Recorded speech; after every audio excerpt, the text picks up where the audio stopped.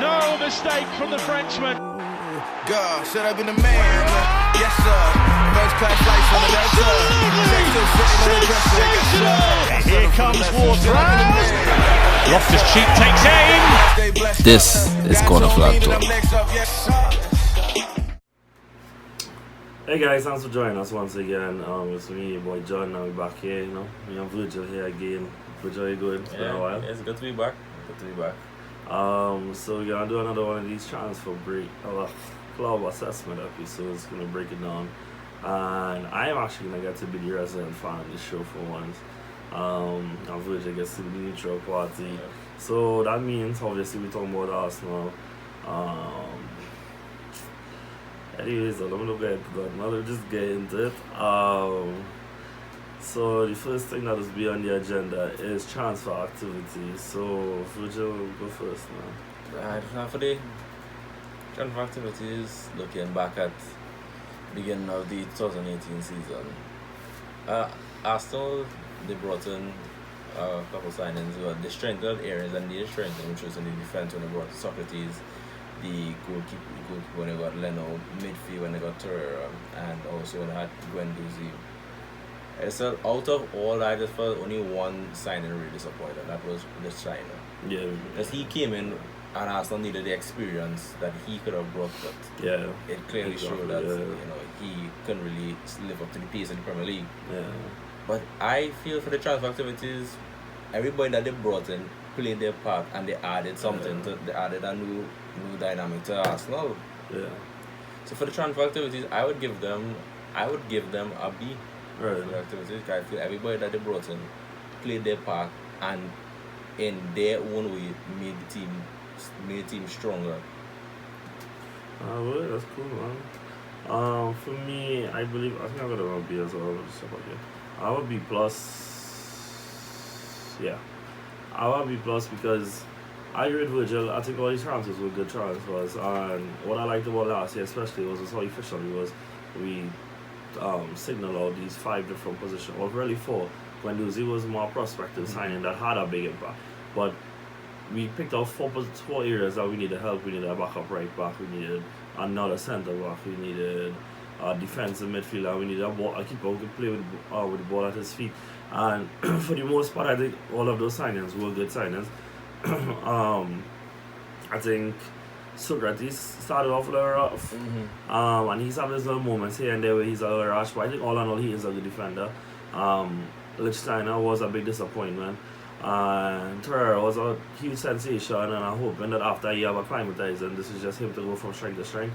And Leno has been phenomenal. I mean, conceded 50 goals doesn't make him look any good, but I think that's more down to some of the individual, even systematic mistakes in the team right now.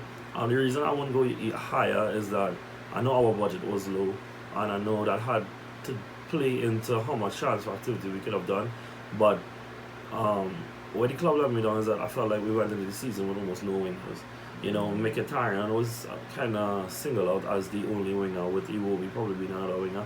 Ozil as an option in the wing.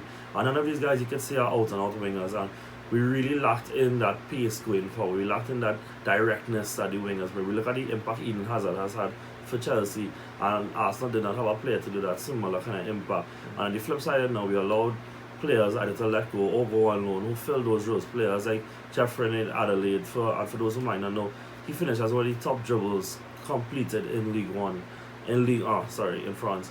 We let Reece Nelson go out on loan, who had a decent loan spell at Hoffenheim, and those are players that fit the mold of what we really could have used last year to push us that 1 point more that we finished outside the top 4 with.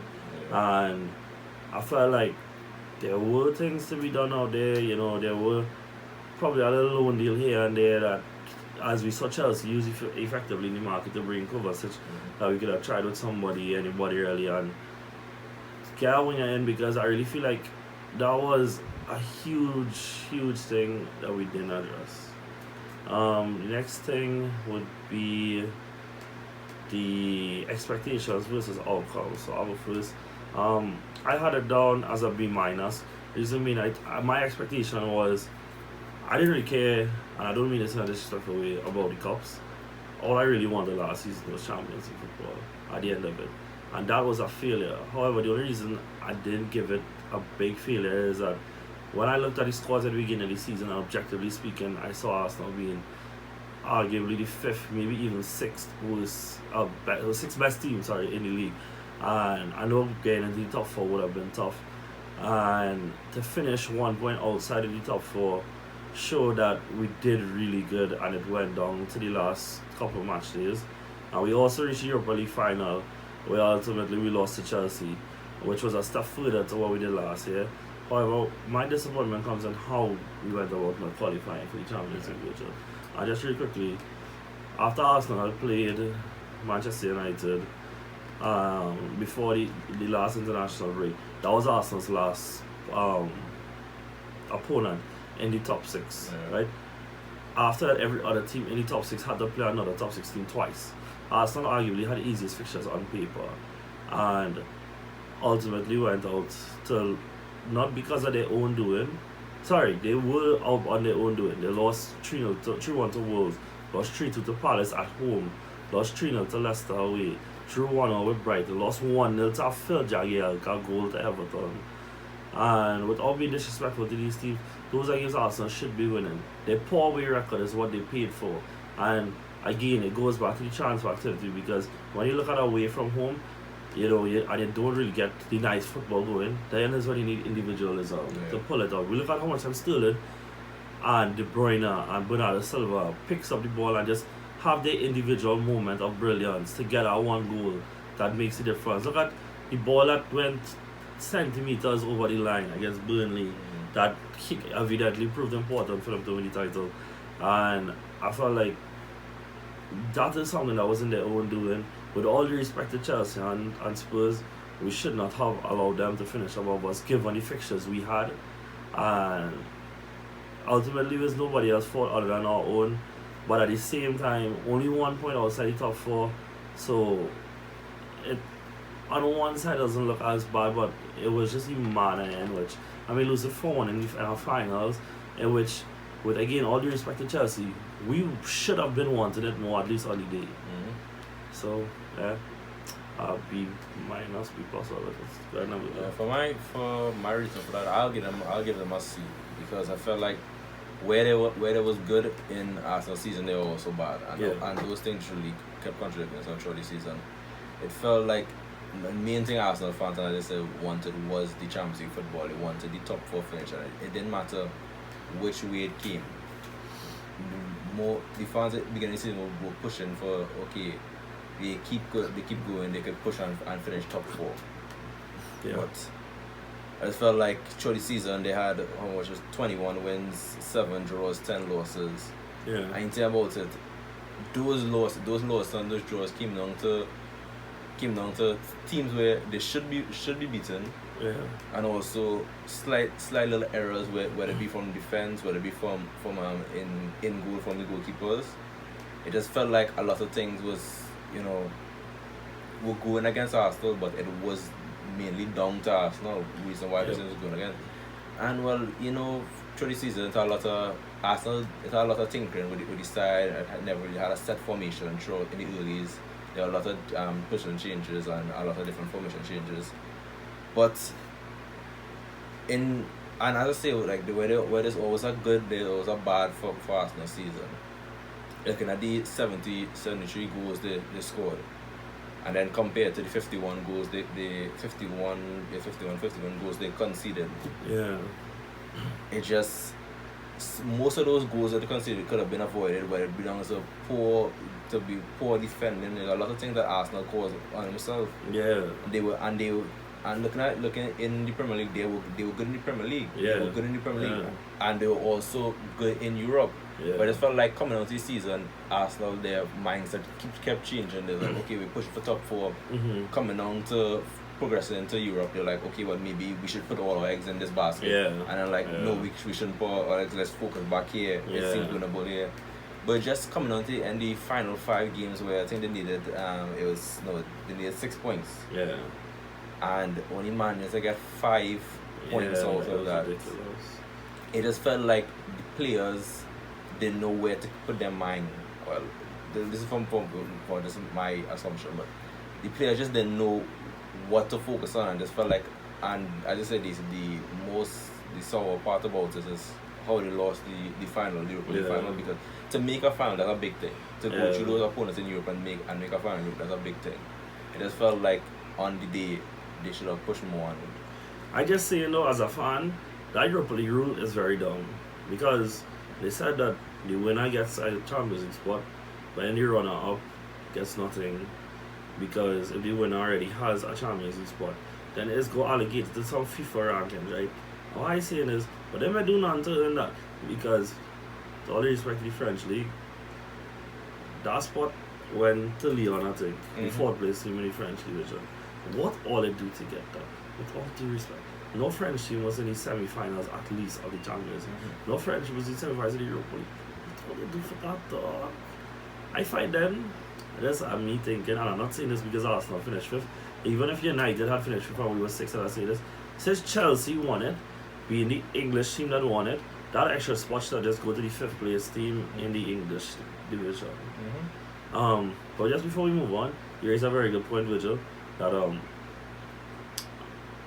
Arsenal with their own undoing, scoring 73 goals. That was the third most in the Premier League, behind the two titles the two fighting for the title. But then they have the 9th best defensive record. Player, just real quickly, we just call these teams that have a better defensive record than us. Obviously all the teams are finished above us, right? Wolves, Everton, Leicester, Newcastle, who spent a big part of the season fighting relegation, considered less goals than us, and that's ridiculous. That is ridiculous. And I mean, oh my God, could Mustafi find another job? Oh Jesus Christ, dog. Anyways, the next thing we have here is the manager's performance. So go for the sound of For the manager's performance, I would give Emery a B. Being that how the season went for him, you have to cut him some slack, because it will always be difficult for a manager coming into a club like Arsenal and replacing a long-standing manager, successful manager in Wenger. Yeah. Because him coming in there, and obviously you can see through the season he had this moments trying to get cut to the side, trying to impose his style of play onto the side. And we all know stuff like that. You kind of just hit the ground with stuff like that. An example of Sarri. But I just felt it was always difficult for him to succeed Wenger. But the bad part about it is, through the season he had a lot of issues trying to find the right formation and find the right personnel to fit those positions. It's just coming at the end of the season, you would expect him to have a much better understanding of the team and what line to play. And in him experimenting, he found ways to incorporate Aubameyang, like I said, which right now is probably one of the best strike partnerships. But I'll just say all in all, just to focus on the good that he had this season. He did well in Jerusalem, start Arsenal. He did well. You could see in most games Arsenal went out, they had a lot more confidence going against the top 6 teams. Yeah, and that's how I appreciate it. And I just feel with enough backing from the board and with enough backing and investments, I feel once Emery gets to bring in players that he wants, just looking back on the season, he has a lot of high hope for Arsenal fans for next season. Alright, so I think, what was your final grade again? I said C. So I think that he has had a tough job. Anybody taking over Emery, Wenger was going to have a rough job. You know what I mean?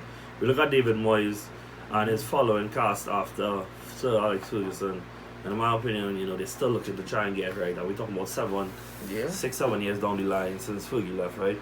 However, there are some stuff that I think he needs to take responsibility for. But before I say those things, the things that I will cut him slack is that I don't know any other manager who has already had a big job on his hands already, and players that he outlined as integral got injured and were ruled out for the season. Rob Holland did not lose a game under him playing 20 plus games. Hector Bellerin got LCL, I believe, ruled out for the season again. And before Hector got injured, no defender had more assists than him in the league. And look at how, Trent and Robertson are rated now. And at that point, he had more assists than them. Danny Welbeck was ruled out for the whole season, and Aaron Ramsey. And those are 4 players that were really key, especially Ramsey, Bellerin, and Holden, to how we wanted to play. And for that says I cut them some. So, however, the last 5 games of the season is ridiculous. We're talking about you went and lost 3 out of the last 5, and you just need to win 1. And I think he needs to take some responsibility for that, not being able to set out a proper team, not being able to have a. I know that he can't account for individual errors on the field, but then stop playing them. I mean, for Christ's sake, though, because I ready was to ship Mustafi off to the under-18s of like feet the last year, and I find play somebody else, play a youth man, try something else, because we see him now. I mean, I know hindsight is 2020, but now we see it in preseason now where all these youth men looking real good and thing, and you don't know how good a man might do. He might sink, he might swim, but if the senior men aren't doing good enough, then you have to try somebody else, because you have seen these errors in these senior players so much times before. And are you going to keep letting them cost you? That's a question. So my end, the grade was a C+ for him, because, like I said, it was a hard job. However, that last 5 games, you need to cut out that shit. The errors he made in the beginning of the season is understandable, but coming out by that at that time you should know the strongest. Because coming out to the end of the season, he settled on a formation, he settled on a lot of things. So you felt like he got hurt. No, I know Ramsey's injury did really screw up a lot of things, because he really managed to get Ramsey working on a pivot really good. Ramsey dominated against Man United, Ramsey dominated against Napoli, and he was playing really well in that 3-5-2 system, coming in from deep, but then ruled out on injury, and we had no more runners from deep, and then became very predictable as a team. We saw in the final against Chelsea that, maybe it's the final me talking that Willock came off the bench, played in that similar role to running in from deep, and caused Chelsea problems. And because he's a youth man, he didn't score the chances that he got, but he made 2 really good chances for himself from making good runs from deep. And I just think that, we were probably 1-2 less injuries away from actually making the Champions League. God, should I been the man? Yes, sir. First class flights on the Delta. Check still sitting on the dresser. Yes, sir. I settled for the lessons. Should I been the man? Yes, sir. Head down, but I stay blessed up. God told me that I'm next up. Yes, sir.